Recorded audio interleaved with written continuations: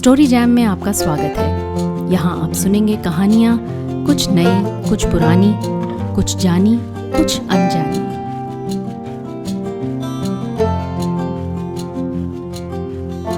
Story jam में आज सुनिए उषा प्रियंवदा की कहानी वापसी। गजाधर बाबू ने कमरे में जमा सामान पर एक नज़र दौड़ाई। 2 बक्स, डोलची, बाल्टी। ये डिब्बा कैसा है गणेशी? उन्होंने पूछा। गणेशी बिस्तर बांधता हुआ कुछ गर्व, कुछ दुख, कुछ लज्जा से बोला, घरवाली ने साथ को कुछ बेसन के लड्डू रख दिए हैं, कहा बाबूजी को पसंद थे। अब कहाँ हम गरीब लोग आपकी कुछ खातिर कर पाएंगे। घर जाने की खुशी में भी गजाधर बाबू ने एक विषाद का अनुभव किया, जैसे एक परिचित स्नेह, आदरमय, सहज संसार से उनका नाता टूट रहा हो। कभी कभी हम लोगों की भी खबर लेते रहिएगा, गणेशी बिस्तर में रस्सी बांधता हुआ बोला। कभी कुछ जरूरत हो तो लिखना गणेशी, इस अगहन तक बिटिया की शादी कर दो। गणेशी ने अंगोछे के छोर से आंखें पोंछी। अब आप लोग सहारा न देंगे तो कौन देगा? आप यहां रहते तो शादी में कुछ हौसला रहता। गजाधर बाबू चलने को तैयार बैठे थे। रेलवे क्वार्टर का ये कमरा, जिसमें उन्होंने कितने वर्ष बिताए थे, उनका सामान हट जाने से कुरूप और नग्न लग रहा था।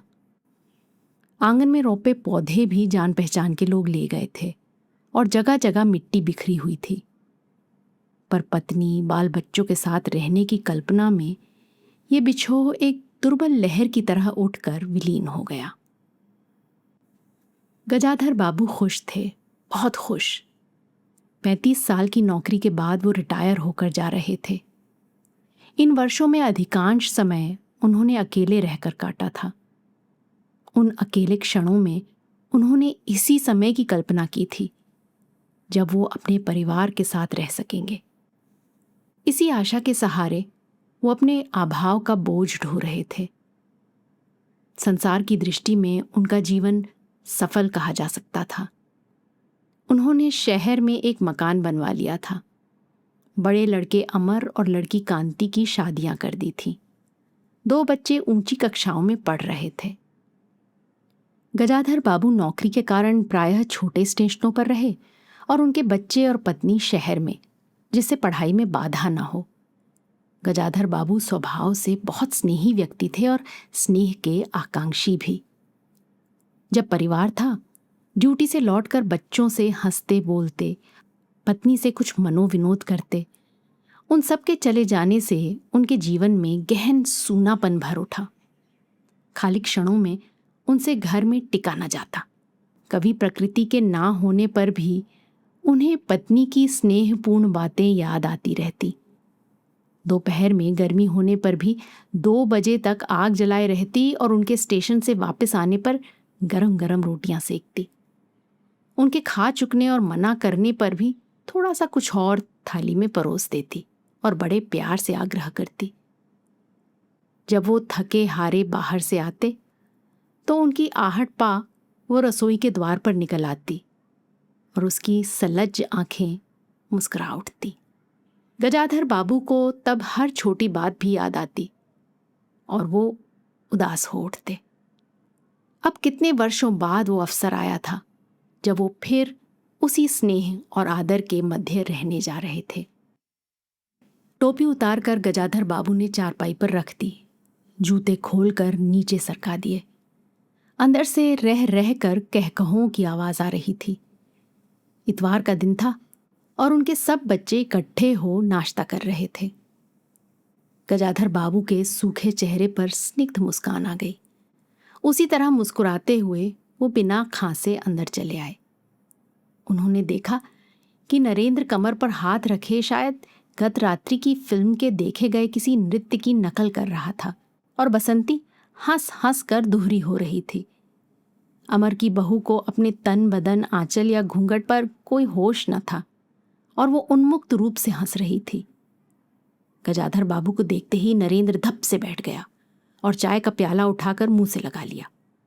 बहू को होश आया और उसने झट से माथा ढक लिया। केवल बसंती का शरीर रह रह कर हंसी दबाने के प्रयत्न में हिलता रहा। गजाधर बाबू ने मुस्कुराते हुए उन लोगों को देखा, फिर कहा, क्यों नरेंद्र, क्या नकल हो रही है? कुछ नहीं बाबूजी, नरेंद्र ने सिटपिटाकर कहा। गजाधर बाबू ने चाहा कि वो भी इस मनोविनोद में भाग लेते, पर उनके आते ही जैसे सब कुंठित हो चुप हो गए। उससे उनके मन में थोड़ी सी खिन्नता उपज आई। बैठते हुए बोले, बसंती, चाय मुझे भी देना। तुम्हारी अम्मा की पूजा अभी चल रही है क्या? बसंती ने माँ की कोठरी की ओर देखा। अभी आती ही होंगी, और प्याले में उनके लिए चाय छानने लगी। बहू चुपचाप पहले ही चली गई थी। अब नरेंद्र भी चाय का आखिरी घूंट पीकर उठ खड़ा हुआ। केवल बसंती पिता के लिहाज में चौके में बैठी मां की राह देखने लगी।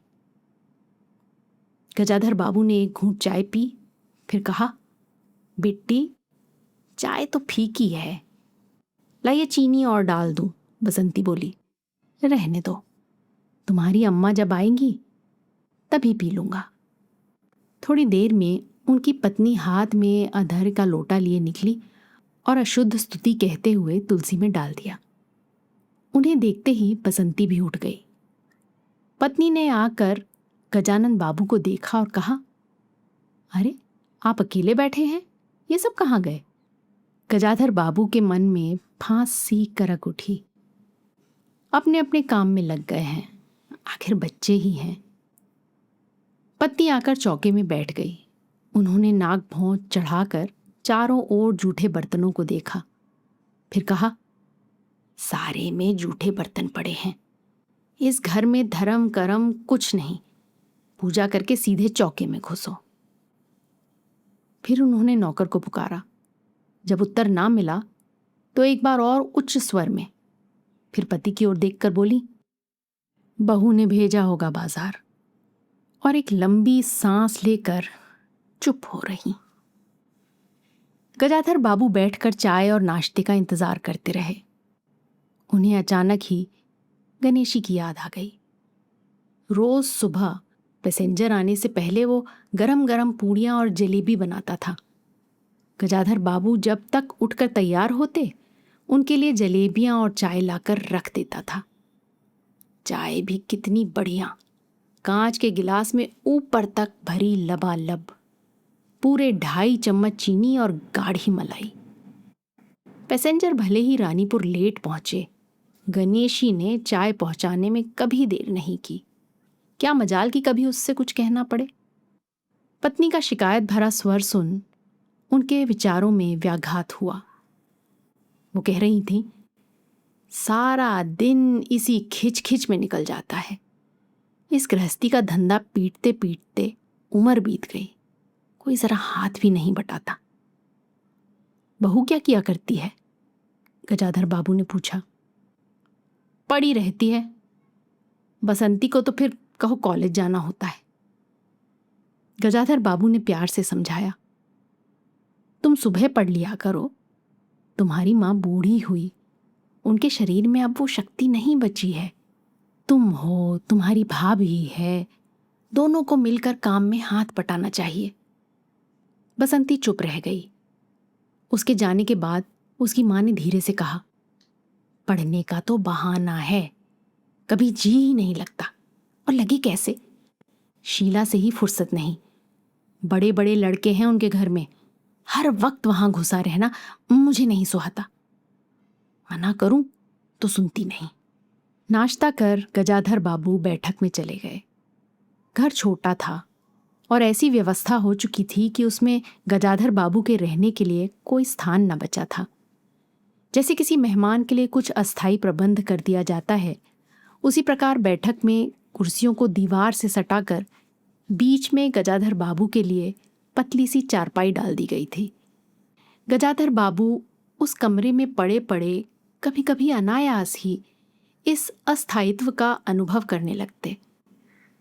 उन्हें याद हो आती उन रेलगाड़ियों की जो आती और थोड़ी देर रुककर किसी और लक्ष्य की ओर चली जाती।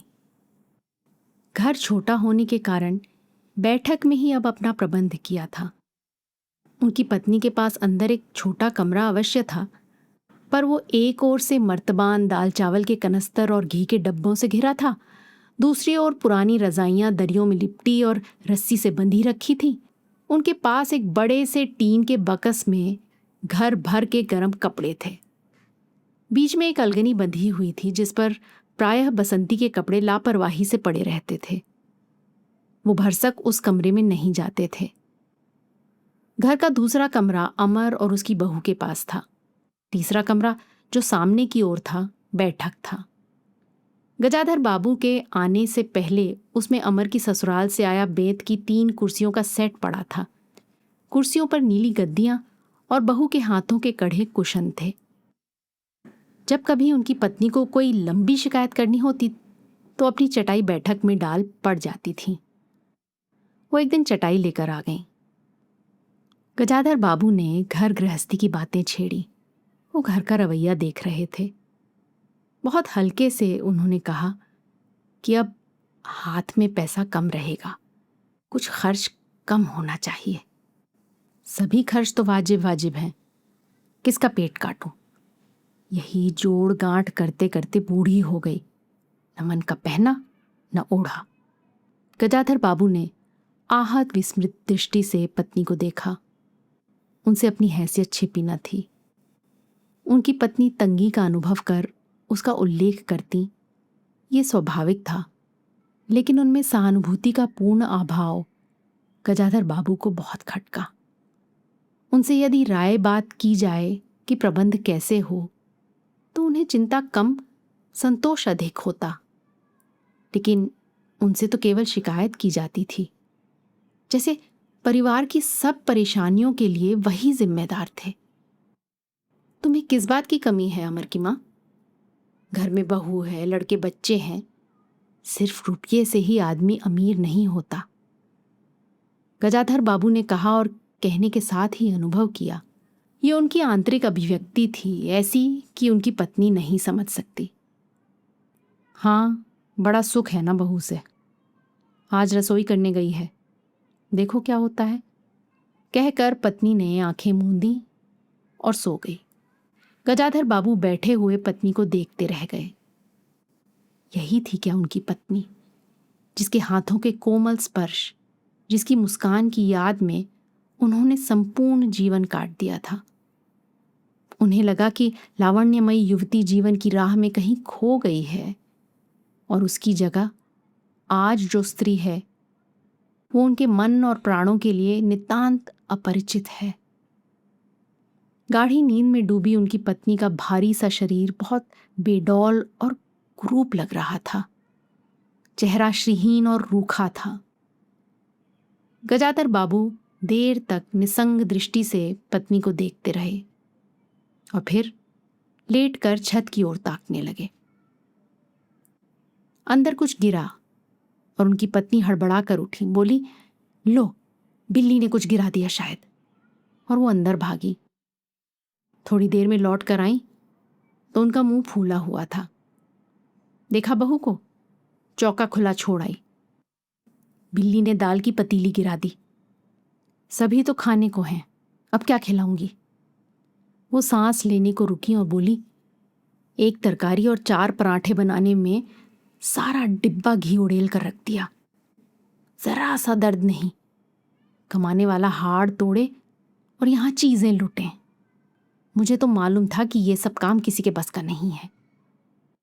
गजाधर बाबू को लगा कि पत्नी कुछ और बोलेंगी तो उनके कान झंझना उठेंगे। होंठ भींच करवट लेकर उन्होंने पत्नी की ओर पीठ कर ली। रात का भोजन बसंती ने जानबूझकर ऐसा बनाया कि कौर तक निगला न जा सके। गजाधर बाबू चुपचाप खाकर उठ गए, पर नरेंद्र थाली सरकाकर उठ खड़ा हुआ और बोला, मैं ऐसा खाना नहीं खा सकता। बसंती तो नक्कर बोली, तो ना खाओ, कौन तुम्हारी खुशामद करता है? तुमसे खाना बनाने को कहा किसने था? नरेंद्र चिल्लाया। बाबूजी ने। बाबूजी को बैठे बैठे यही सूझता है। बसंती को उठाकर मां ने नरेंद्र को मनाया और अपने हाथ से कुछ बनाकर खिलाया। गजाधर बाबू ने बाद में पत्नी से कहा, इतनी बड़ी लड़की हो गई और उसे खाना बनाने तक का शऊर नहीं आया। अरे आता तो सब कुछ है, करना नहीं चाहती, पत्नी ने उत्तर दिया। अगली शाम माँ को रसोई में देख कपड़े बदलकर बसंती बाहर आई तो बैठक से गजाधर बाबू ने टोक दिया, कहाँ जा रही हो? पड़ोस में शीला के घर, बसंती ने कहा। कोई जरूरत नहीं, अंदर जाकर पढ़ो, गजाधर बाबू ने कड़े स्वर में कहा। कुछ देर अनिश्चित खड़े रहकर बसंती अंदर चली गई। गजाधर बाबू शाम को रोज टहलने जाते थे। लौट कर आए तो पत्नी ने कहा, क्या कह दिया बसंती से? शाम से मुंह लपेटे पड़ी है, खाना भी नहीं खाया। गजाधर बाबू खिन्न हो आए। पत्नी की बात का उन्होंने कुछ उत्तर नहीं दिया। उन्होंने मन में निश्चय कर लिया कि बसंती की शादी जल्दी ही कर देनी है। उस दिन के बाद बसंती पिता से बची बची रहने लगी। जाना होता तो पिछवाड़े से जाती। गजाधर बाबू ने 2-1 बार पत्नी से पूछा तो उत्तर मिला, रूठी हुई है। गजाधर बाबू को रोष हुआ। लड़की के इतने मिजाज, जाने को रोक दिया तो पिता से बोलेगी नहीं। फिर उनकी पत्नी ने सूचना दी कि अमर अलग रहने की सोच रहा है। क्यों? गजाधर बाबू ने चकित होकर पूछा। पत्नी ने साफ साफ उत्तर नहीं दिया। अमर और उसकी बहू की शिकायतें बहुत थीं। उनका कहना था कि गजाधर बाबू हमेशा बैठक में ही पड़े रहते हैं, कोई आने जाने वाला हो तो कहीं बिठाने को जगह नहीं। अमर को अब भी वो छोटा सा समझते थे और मौके बेमौके टोक देते थे। बहू को काम करना पड़ता था और सास जब तब फूहड़पन पर ताने देती रहती थी। हमारे आने से पहले भी कभी ऐसी बातें हुई थीं? गजाधर बाबू ने पूछा। पत्नी ने सिर हिलाकर बताया कि नहीं। पहले अमर घर का मालिक बनकर रहता था, बहू को कोई रोक टोक न थी। अमर के दोस्तों का प्रायः यहीं अड्डा जमा रहता था और अंदर से नाश्ता चाय तैयार होकर जाता रहता था। बसंती को भी वही अच्छा लगता था। गजाधर बाबू ने बहुत धीरे से कहा, अमर से कहो जल्दबाजी की कोई जरूरत नहीं है। अगले दिन वो सुबह घूमकर लौटे तो उन्होंने पाया कि बैठक में उनकी चारपाई नहीं है। अंदर जाकर पूछने ही वाले थे कि उनकी दृष्टि रसोई के अंदर बैठी पत्नी पर पड़ी। उन्होंने ये कहने को मुंह खोला कि बहू कहाँ है, पर कुछ याद कर चुप हो गए। पत्नी की कोठरी में झांका तो अचार, रजाइयों और कनस्तरों के मध्य अपनी चारपाई लगी पाई। गजाधर बाबू ने कोट उतारा और कहीं टांगने को दीवार पर नजर दौड़ाई। फिर उसे मोड़कर अलगनी के कुछ कपड़े खिसकाकर एक किनारे टांग दिया। कुछ खाए बिना ही अपनी चारपाई पर लेट गए। कुछ भी हो, तन आखिरकार बूढ़ा ही था। सुबह शाम कुछ दूर टहलने अवश्य चले जाते, पर आते आते थक उठते थे। गजाधर बाबू को अपना बड़ा सा क्वार्टर याद आ गया। निश्चिंत जीवन। सुबह पैसेंजर ट्रेन आने पर स्टेशन की चहल पहल, चिर परिचित चेहरे और पटरी पर रेल के पहियों की खट खट जो उनके लिए मधुर संगीत की तरह थी। तूफान और डाक गाड़ी के इंजनों की चिंगाड़ उनकी अकेली रातों की साथी थी। सेठ रामजी मल की मिल के कुछ लोग कभी कभी पास आ बैठते। वही उनका दायरा था, वही उनके साथी। वो जीवन अब उन्हें खोई निधि सा प्रतीत हुआ। उन्हें लगा कि वो जिंदगी द्वारा ठगे गए हैं। उन्होंने जो कुछ चाहा उसमें से उन्हें एक बूंद भी न मिली। लेटे हुए वो घर के अंदर आते विविध स्वरों को सुनते रहे। बहू और सास में छोटी सी झड़प, बाल्टी पर खुले नल की आवाज़, रसोई में बर्तनों की खटपट और उसी में 2 गौरैयों का वार्तालाप। और अचानक ही उन्होंने निश्चय कर लिया कि अब घर की किसी बात में दखल न देंगे। यदि गृह स्वामी के लिए पूरे घर में एक चारपाई की जगह नहीं है तो यहीं पड़े रहेंगे। अगर कहीं और डाल दी गई तो वहां चले जाएंगे। यदि बच्चों के जीवन में उनके लिए कहीं स्थान नहीं तो अपने ही घर में परदेसी की तरह पड़े रहेंगे। और उस दिन के बाद सचमुच गजाधर बाबू कुछ नहीं बोले। नरेंद्र रुपए मांगने आया तो बिना कारण पूछे उसे रुपये दे दिए। बसंती काफ़ी अंधेरा हो जाने के बाद भी पड़ोस में रही तो भी उन्होंने कुछ नहीं कहा। पर उन्हें सबसे बड़ा गम ये था कि उनकी पत्नी ने भी उनमें कुछ परिवर्तन लक्ष्य नहीं किया। वो मन ही मन कितना भार ढो रहे हैं इससे वो अनजान ही बनी रही, बल्कि उन्हें पति के घर के मामले में हस्तक्षेप ना करने के कारण शांति ही थी। कभी कभी वो कह उठती, ठीक ही है, आप बीच में ना पड़ा कीजिए, बच्चे बड़े हो गए हैं, हमारा जो कर्तव्य था कर रहे हैं, पढ़ा रहे हैं, शादी कर देंगे। गजाधर बाबू ने आहत दृष्टि से पत्नी को देखा।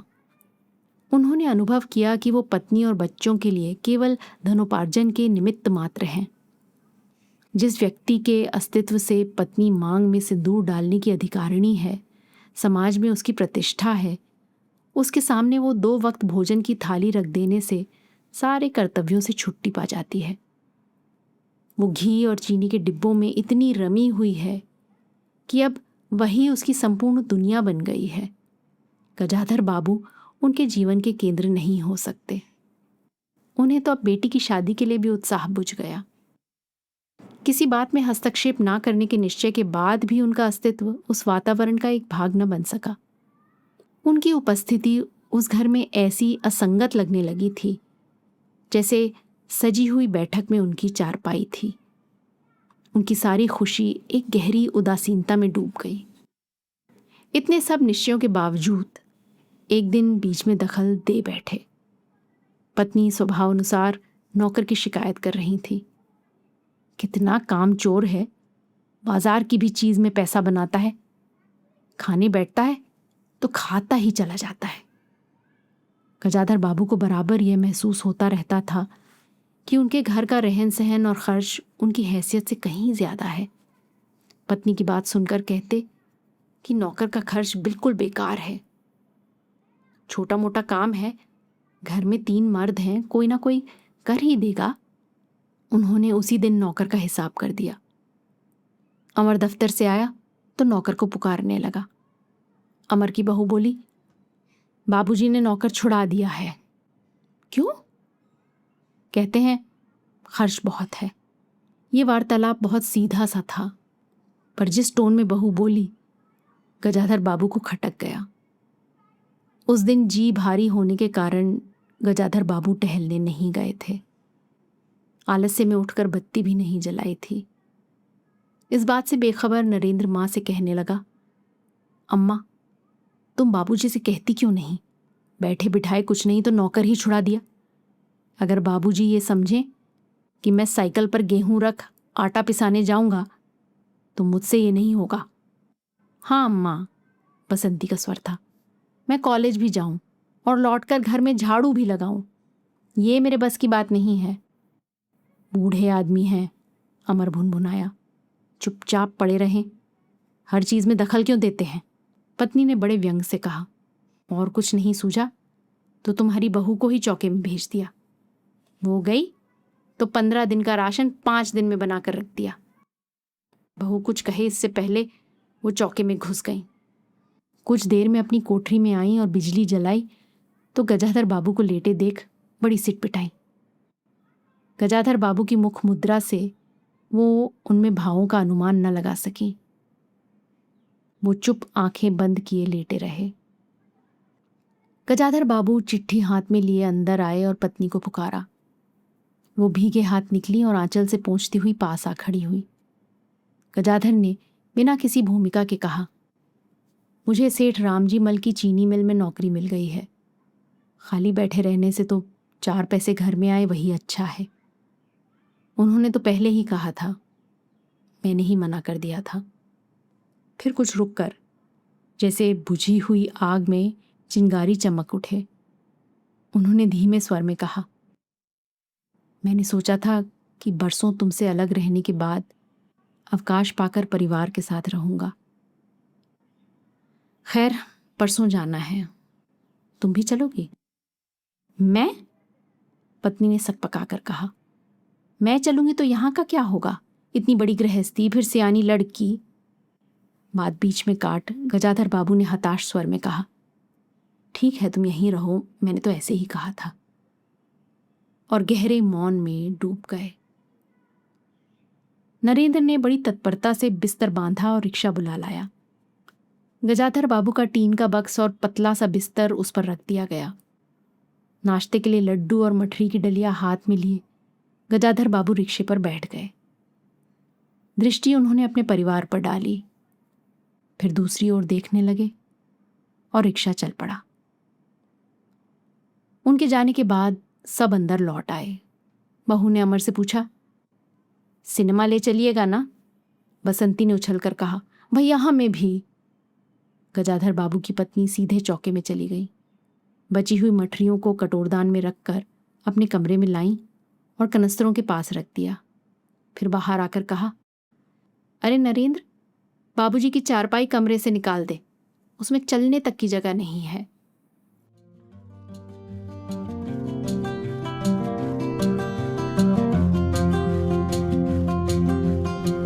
आज की कहानी आपको कैसी लगी अपने कमेंट्स ज़रूर लिखिएगा।